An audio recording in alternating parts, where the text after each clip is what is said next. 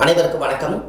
சுப மாரிமுத்து, பாரம்பரிய திருவள்ளுவர் குல வம்சம், பிரசன்ன ஜோதிடர் சுப மாரிமுத்து. இந்த பதிவு உங்களுக்காக. உங்களுக்கு இன்னைக்கு ஒரு அற்புதமான ஒரு விஷயத்தை இன்னைக்கு நான் உங்களுக்கு கொடுக்க போகிறேன். இந்த திருவாதிரை நட்சத்திரத்தில் பிறந்துக்கிறவங்களுக்கு ஒரு கமெண்ட்ஸில் கொடுத்துருக்காங்க. என்னோட வாழ்க்கையில் எதுவுமே எனக்கு சரியாக வரலைங்க. நானும் எத்தனையோ பரிகாரங்கள்லாம் செஞ்சுட்டேன், கோயிலுக்கெல்லாம் போயிட்டேன். இன்னும் எனக்கு எதுவுமே சரியான ஒரு தீர்வு கிடைக்க மாட்டேங்குது என்னோடய ஜாதகத்தில் அப்படின்னு.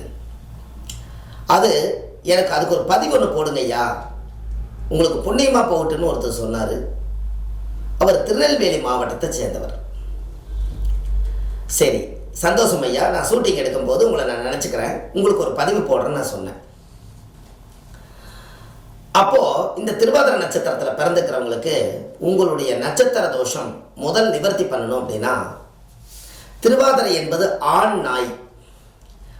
நாயிலேயே ஆண் நாய், பெண் நாய் கிடையாது, ஆண் நாய். முதல் வேலையா அந்த திருவாதிரை என்பது ருத்ரன் பிறந்த இடம், அது மயானமான இடம். அதனால சிவனே மயான சிவன். அதனால அந்த சிவனுக்கு காவலாளியே கால பைரவர் தான். அப்போ கால பைரவருங்கிற என்பது நாய் தான். அதனால் நீங்கள் என்ன பண்ணுறீங்கன்னா,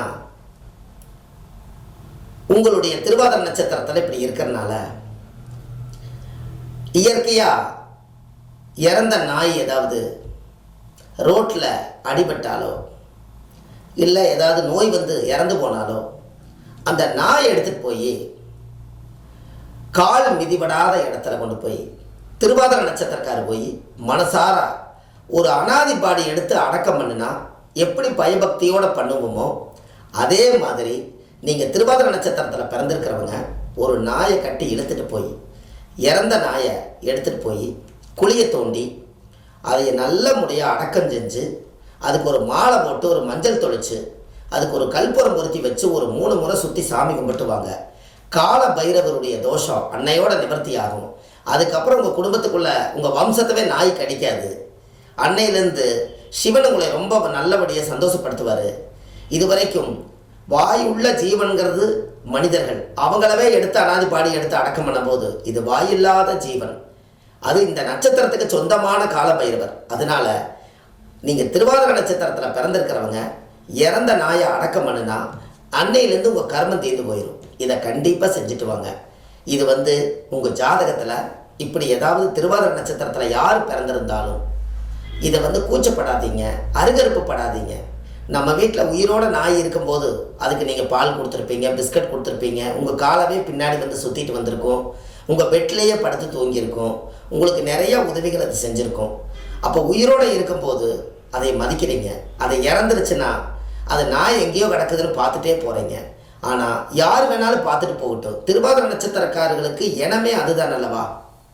அதனால் இந்த திருவாதிரை நட்சத்திரத்தில் யார் பிறந்தாலும் கண்டிப்பாக இறந்த நாயை எடுத்து அடக்கம் பண்ணுனா அன்னையிலேருந்து உங்களுடைய குடும்பத்தில் பிரம்மகத்தி தோசை நிவர்த்தி ஆகுது, சிவன் சொத்தை அபகரித்த தோசை நிவர்த்தி ஆகுது, நாயை அடித்து கொண்ட தோசை நிவர்த்தி ஆகுது, நாய் அந்த குடும்பத்தை பிடிச்சி கடிச்சிக்கிட்டே இருக்கிற தோசை நிவர்த்தி ஆகுது. இத்தனை வேலை நடக்கும். இதை கண்டிப்பாக நீங்கள் செய்வீங்களா? இதை செஞ்சு தான் பாருங்களேன். உண்மையாலுமே உங்கள் வாழ்க்கை அதுக்கப்புறம் ரொம்ப அற்புதமாக இருக்கும். இதை அடக்கம் பண்ணிவிட்டு நீங்கள் 3 முறை சுற்றி சாமி கும்பிட்டு அன்னைக்கு சிவன் கோயிலில் போய் சுவாமிக்கு தேங்காய் பழம், வெத்தலை பாக்கு, எலுமிச்சம்பழமெல்லாம் வச்சு பூஜை பண்ணி கால பைரவர் கோயிலில் விளக்கு போட்டு சாமி கும்பிட்டு வந்துடுங்க. உங்களுக்கு ஒரு புண்ணியமாக போகட்டும். அன்னையிலேருந்து உங்களுக்கு திருவாதிரை நட்சத்திரம் திருவாதிரை உங்கள் திரை ஓப்பன் ஆயிரும். உங்கள் வாழ்க்கை சிறப்பாக இருக்குது. இதை நீங்கள் செஞ்சுட்டு வாங்க, எப்படி இருக்குதுன்னு பாருங்கள். பிரமாதமாக இருக்கும் உங்கள் வாழ்க்கை. ஏன்னா அவங்களாட்ட கஷ்டப்படுறவங்க யாருமே இல்லை. திருவாதிரை நட்சத்திரம் அது மயான சிவனாக போச்சு. எத்தனை தான் நம்ம தேடி தேடி தேடி என்ன தான் நல்லது செஞ்சாலும் நல்ல பேரே எடுக்க முடியாது வாழ்க்கையில். ஏண்டா நம்ம இந்த வாழ்க்கையில் பிறந்தங்கிற மாதிரி இருக்கும். அதனால் இதை நீங்கள் செஞ்சு பாருங்கள், பிரமாதமாக இருக்கும் உங்கள் வாழ்க்கை. கண்டிப்பாக இதை செய்யுங்க. உங்களுக்கு வள்ளுவர் வாக்கு நம்ம யூடியூப் சேனலில் போய் பாருங்கள், செக் பண்ணி பாருங்கள். எல்லாம் நிறையா ஆயிரக்கணக்கான பதிவுகள் நிறைய கொடுத்துருக்கேன். இதில் ஆன்லைன்லேயே நம்ம ஜாதகம் பார்க்குறோம். Date of birth, time, place மட்டும் அனுப்பிச்சி வச்சா போதும். ஃபோன்லேயே உங்களுக்கு ஜாதகம் பார்த்து சொல்லிடுவோம். கண்டிப்பாக உங்களுக்கு எளிய பரிகாரத்தோடு உங்களுக்காக இருக்கிறேன். அடியேன் சுப மாரிமுத்து. அடுத்த பதிவில் உங்களை சந்திக்கிறேன். நன்றி, வணக்கம்.